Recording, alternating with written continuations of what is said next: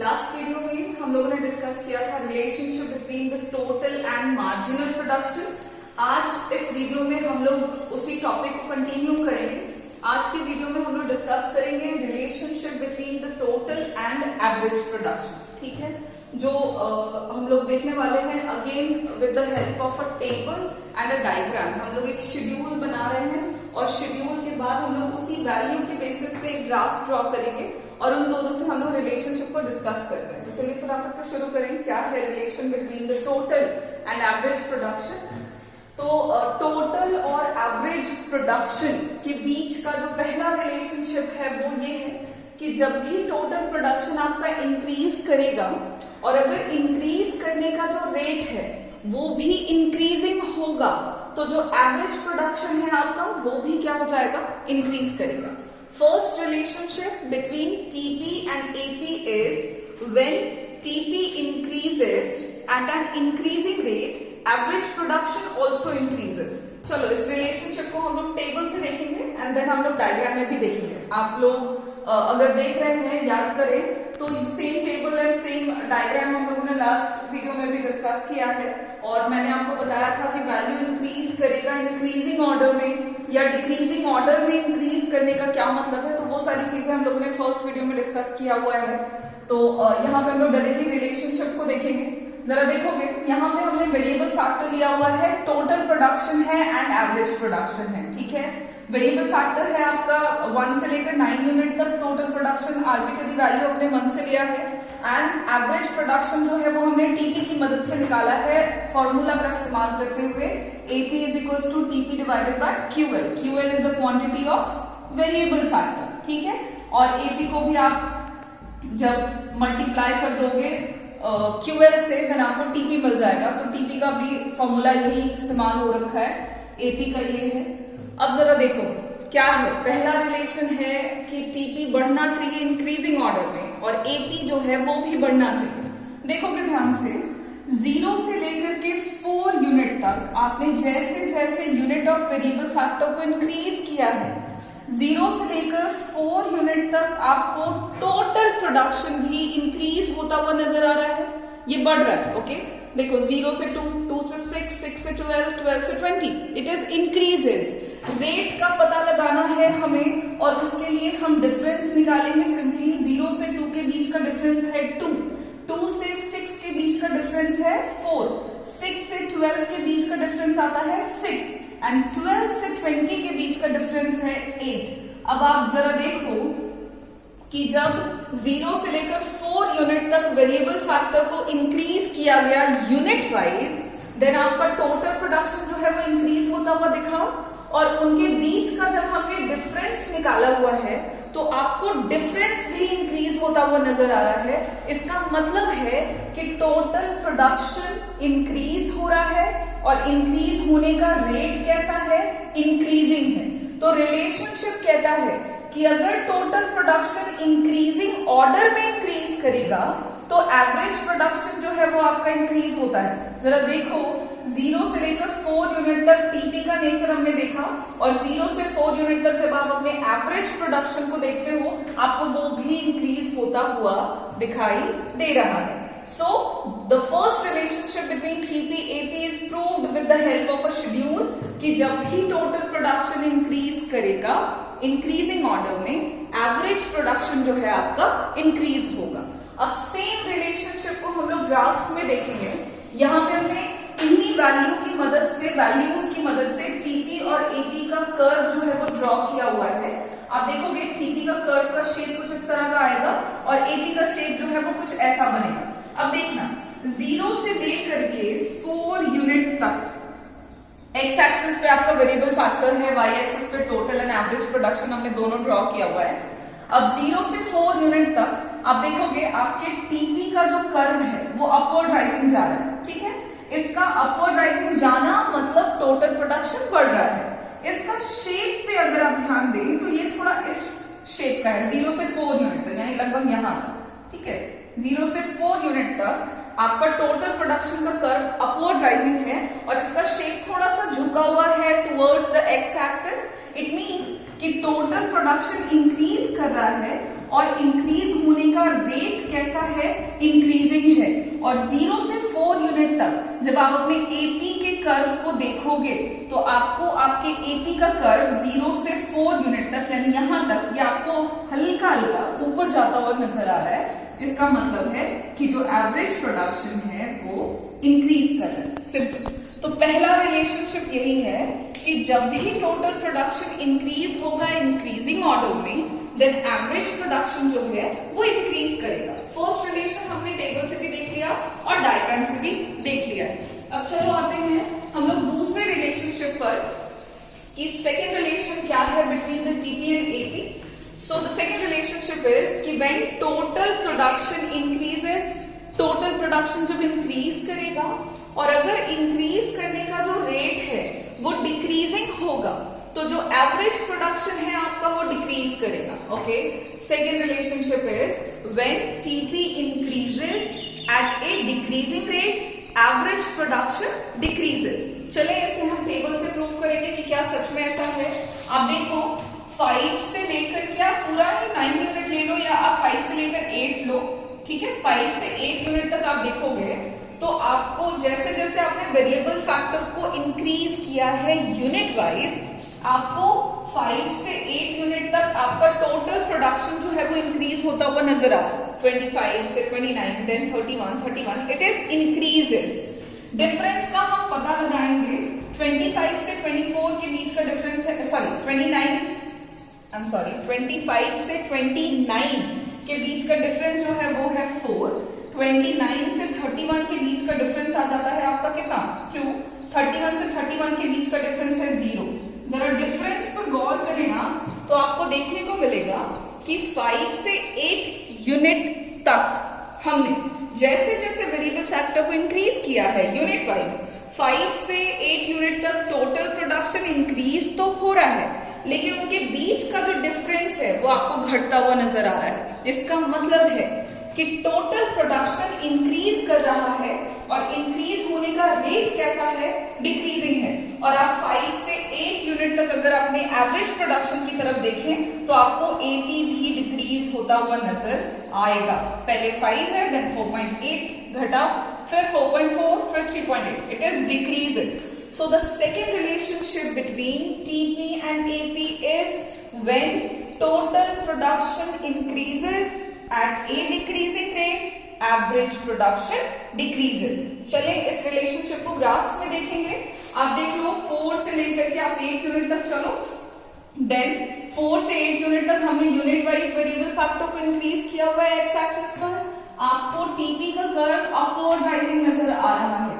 इसके शेप पे जरा ध्यान दें तो इसका शेप कुछ ऐसा बनता है, ठीक है। अपवर्ड राइजिंग है जरूर, which means it is increases, but इसका शेप कुछ ऐसा बन रहा है। इसका मतलब है, ये हमने शेप के बारे में लास्ट वीडियो में डिस्कस किया हुआ है कि अगर शेप जो है वो थोड़ा उठा हुआ सा या थोड़ा सा concave towards the x axis है, इट मीन्स कि ये इंक्रीज कर रहा है लेकिन इंक्रीज होने का रेट कैसा है, डिक्रीजिंग है, ठीक है। इंक्रीज हो रहा है लेकिन डिक्रीजिंग ऑर्डर में।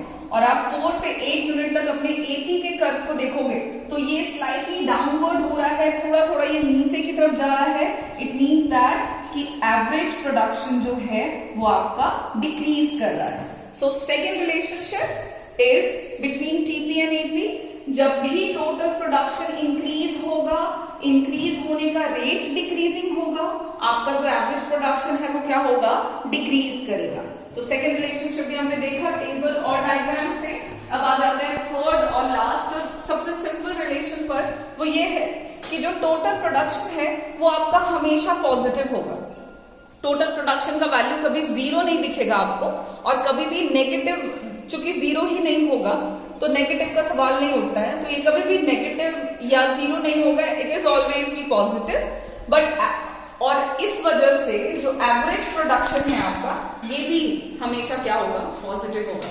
होता क्या है कि टोटल प्रोडक्शन हमेशा positive, that is why average production जो है वो भी आपका हमेशा पॉजिटिव रहेगा। आप टेबल में भी देख सकते हो, आपको कहीं पे भी टोटल प्रोडक्शन का वैल्यू नेगेटिव या 0 नहीं मिल रहा होगा। अब कहोगे कि स्टार्टिंग में 0 है तो इसके पीछे कोई लॉजिक नहीं है। यहाँ पे आपका इनपुट यानी कि वेरिएबल फैक्टर भी 0 है, तो जब इनपुट 0 है देन आउटपुट 0 होगी, उसमें कोई बड़ी बात नहीं है।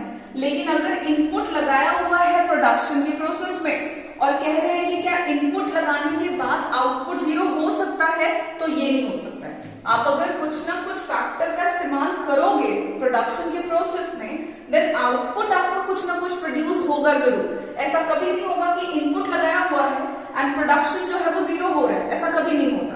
तो चूंकि आपका टोटल प्रोडक्शन हमेशा पॉजिटिव होता है, इसीलिए एवरेज प्रोडक्शन भी हमेशा पॉजिटिव होगा। क्यों? क्योंकि एवरेज प्रोडक्शन जो है वो कैसे निकालते हैं? एवरेज प्रोडक्शन को जो है वो टोटल प्रोडक्शन को क्वांटिटी ऑफ वेरिएबल फैक्टर से डिवाइड करते हैं, देन एपी निकलता है। अब क्योंकि यही आपका कभी भी 0 के बराबर या नेगेटिव नहीं हो सकता है, इसलिए एवरेज प्रोडक्शन जो है वो भी हमेशा पॉजिटिव होगा। आपको वैल्यू में भी दिखेगा कि ये आपका 0 नहीं है कहीं पर भी, या नेगेटिव नहीं है, ये पॉजिटिव ही है।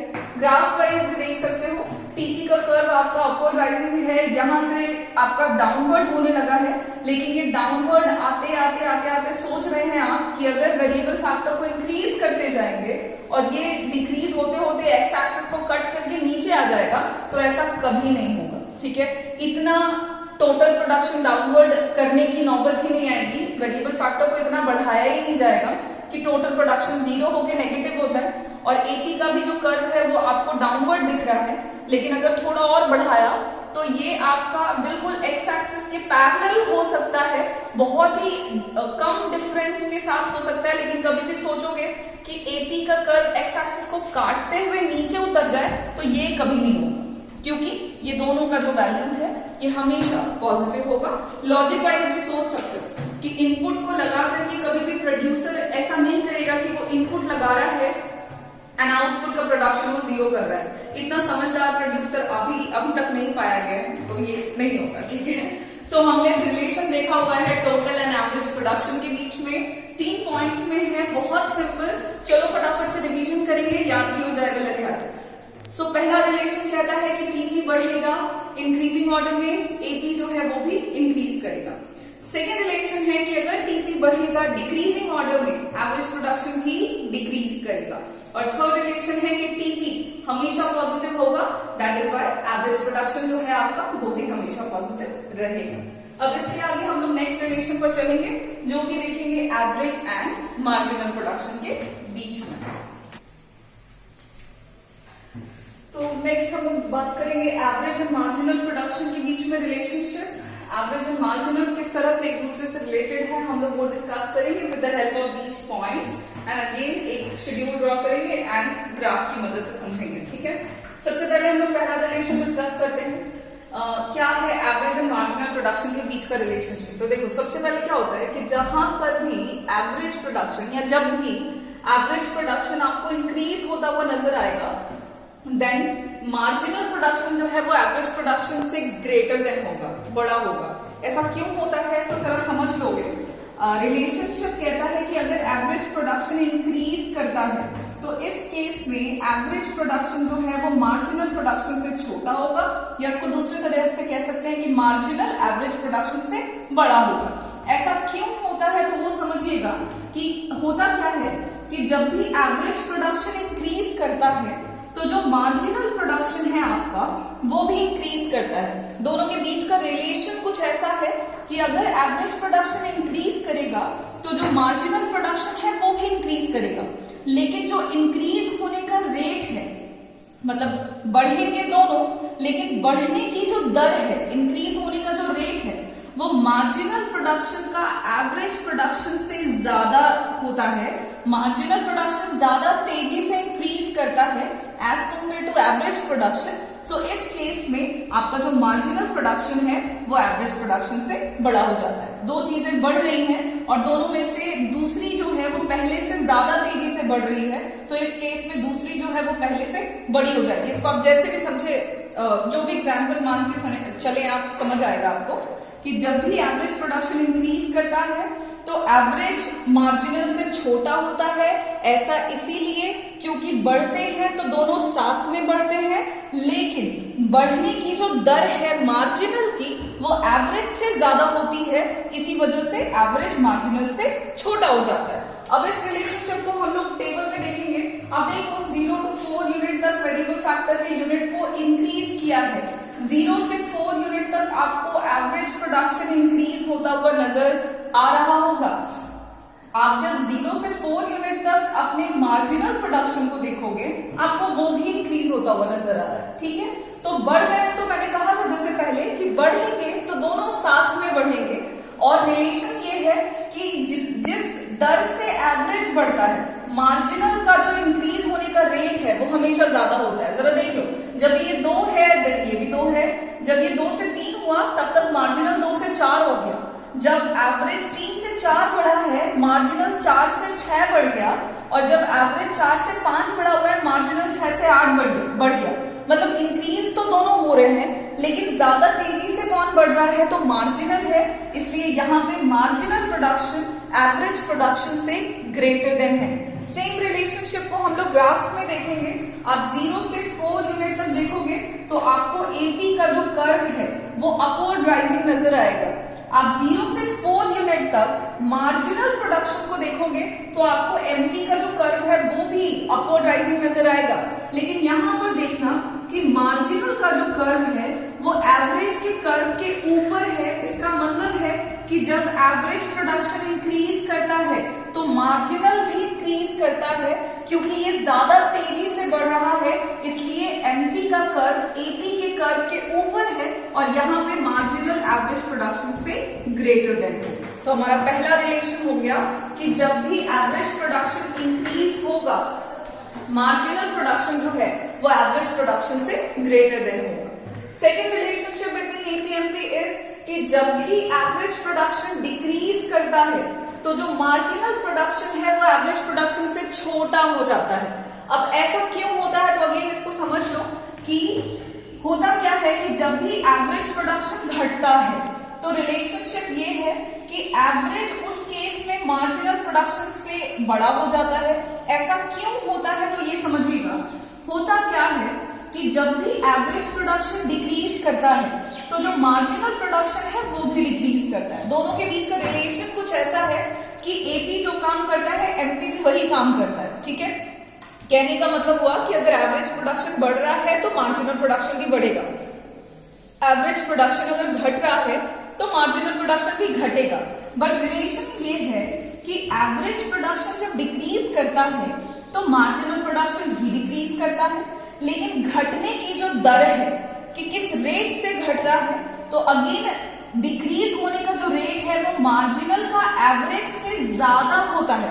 मार्जिनल ज्यादा तेजी से घटता है, तो चूंकि घट रहे हैं दोनों, लेकिन ये ज्यादा तेजी से घट रहा है, इस केस में मार्जिनल प्रोडक्शन जो है वो छोटा हो जाता है और एवरेज प्रोडक्शन जो है वो बड़ा हो जाता है। तो सेकेंड रिलेशन यही है कि जब भी एवरेज प्रोडक्शन डिक्रीज करेगा, AP is greater than MP. Relationship को समझेंगे with the help of schedule.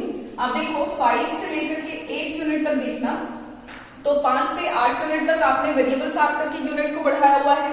5 से 8 यूनिट तक आपको आपका एवरेज प्रोडक्शन घटता हुआ नजर आ रहा होगा। ठीक है, इस रिलेशन को समझने के लिए आप पूरा भी ले सकते हो, कोई दिक्कत नहीं है।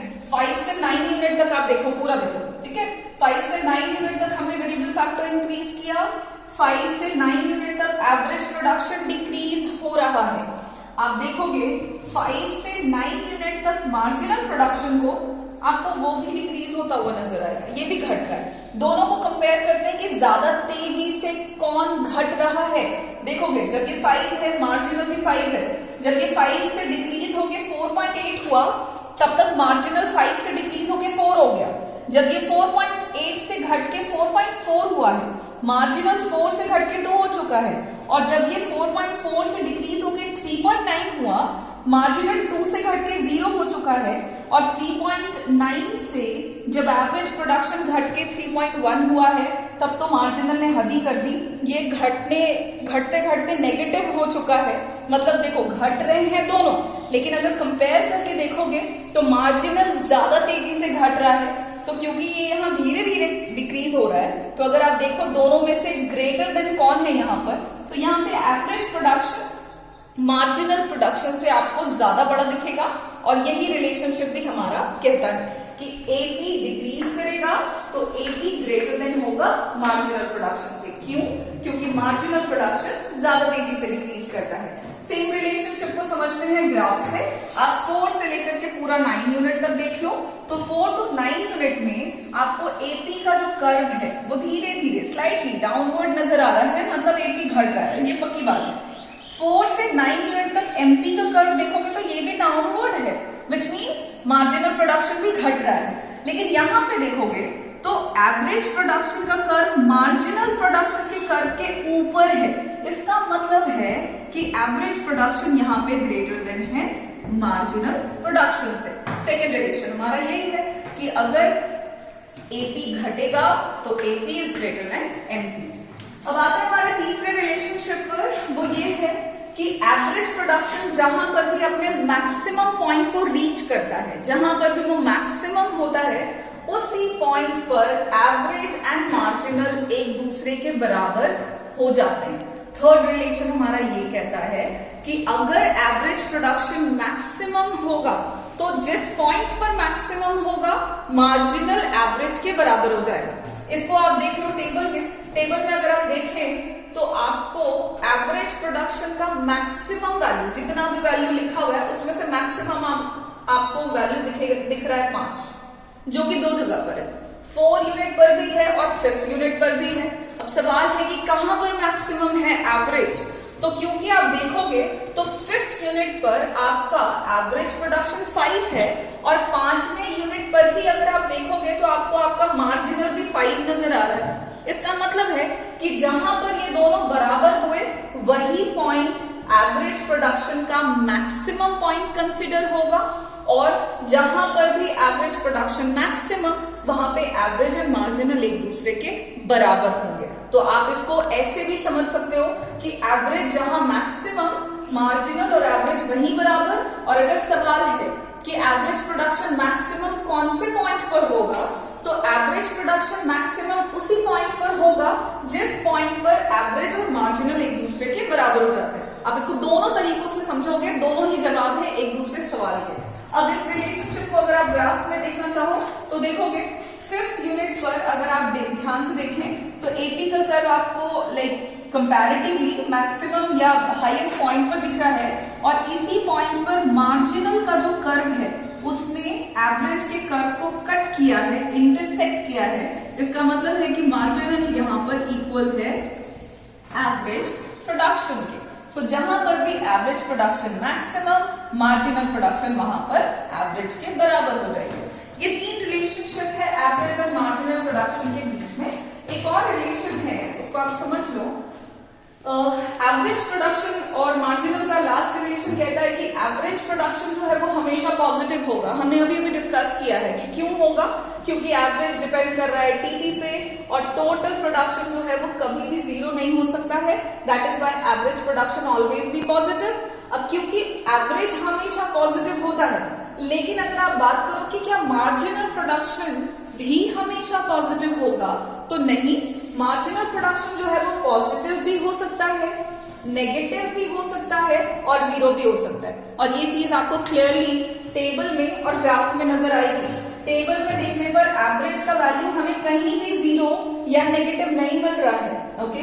लेकिन मार्जिनल की तरफ देखें तो इनका वैल्यू हमको पॉजिटिव भी मिल रहा है, 0 भी मिलता है और नेगेटिव भी मिलता है।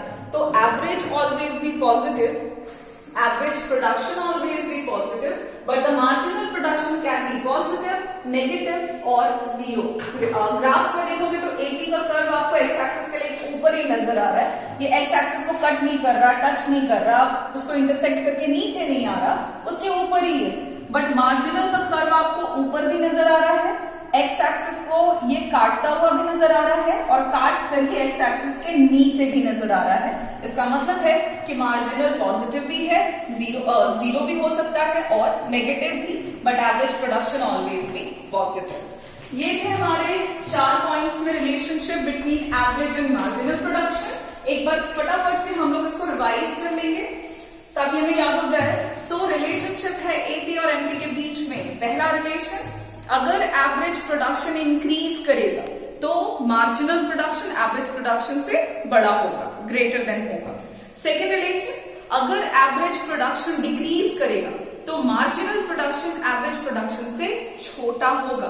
थर्ड रिलेशन है कि अगर एवरेज प्रोडक्शन मैक्सिमम पॉइंट पर पहुंचता है तो उसी मैक्सिमम पॉइंट पर एपी यानी कि एवरेज और मार्जिनल प्रोडक्शन एक दूसरे के बराबर होंगे। और नेक्स्ट रिलेशन बहुत सिंपल, एवरेज प्रोडक्शन ऑलवेज भी पॉजिटिव, हमेशा पॉजिटिव होगा, एंड मार्जिनल प्रोडक्शन जो है वो पॉजिटिव, नेगेटिव एंड जीरो तीनों हो सकता है। ठीक है, तो यहाँ पे हमने रिलेशनशिप कवर कर लिए हैं।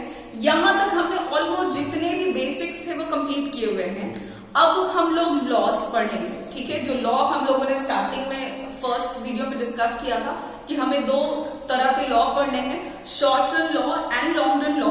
तो हम लोग नेक्स्ट वीडियो में शुरू करेंगे शॉर्ट रन लॉ और उसके एजम्पशंस और उससे रिलेटेड जो बातें हैं हम लोग उस लॉ में डिस्कस करेंगे। तब तक के लिए आप इसको रिवाइज कर लेना। सारे रिलेशंस हमने 3 रिलेशंस क्लियर किए हैं, टीपी एंड एमपी का रिलेशन, टीपी एंड एपी का रिलेशन और एपी एंड एमपी का रिलेशन। ठीक है, थैंक यू।